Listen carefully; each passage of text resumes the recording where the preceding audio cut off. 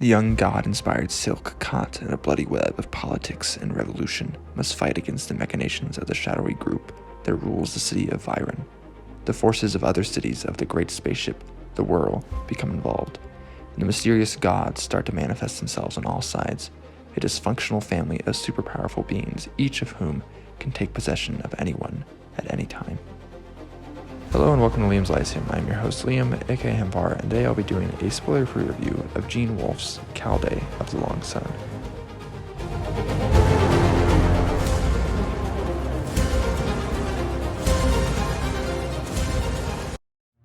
Caldé of the Long Sun is a 1994 novel by Gene Wolfe and book 3 in the Book of the Long Sun. Patera Silk is the newly elevated Caldé, and his adventure at the end of the Lake of the Long Sun has, put him here in this place of power. And of course, the last book also ended with the death of Dr. Crane. But the story actually starts with Quetzal, who seems, a type of vampire, and Remora is with Quetzal discussing support for Silk as Caldé.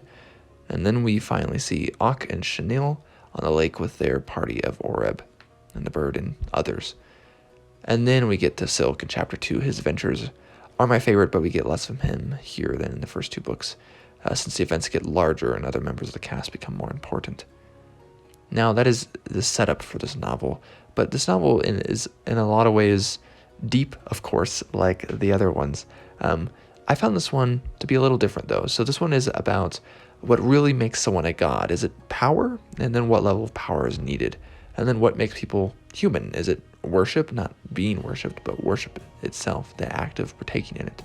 And then what else, right? So can someone else do this and then still be considered human? Is someone like Matera Rose or Marble, are they human, right? So we have this transformative underground experience as well, and it also explores humanity, I think, honestly, pretty well, like Cyberpunk does as well. So this is a story, though, of Silk firmly establishing his position as Caldé, though he doesn't want that position. Otherwise, there's not much in the physical that happens when compared to the plot of the first two books. Much is set up, especially with characters. There's a lot of politics going on. The plot just feels like the end, but there are questions left unanswered at the end as well. So it's not the end. Of course, there is one more book. And this, of course, seems only like the end of Silk becoming Caldé, and we know that that's not all that's going on.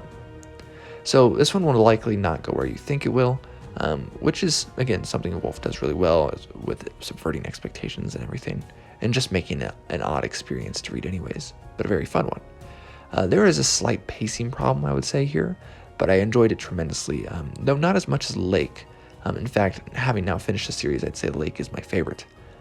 And one of the coolest aspects here is what we get this deal with the outsider and powers like prophecy and possession, and really what, again, makes these people gods.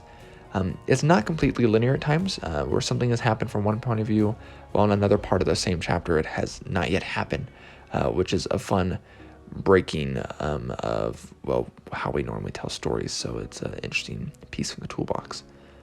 And one thing that was actually interesting when I was reading this story is I saw a raven with a broken wing as I was walking to school once, so it seemed a little too coincidental, not to mention. But overall, I enjoyed this book, though it definitely, I think the thing with Long Sun is New Sun is very out there, and there's a lot hidden underneath, and Long Sun is just as out there and a lot is hidden underneath, but the story on the surface is a little bit more easier to follow, and that's, I would say, largely because it's told in third person.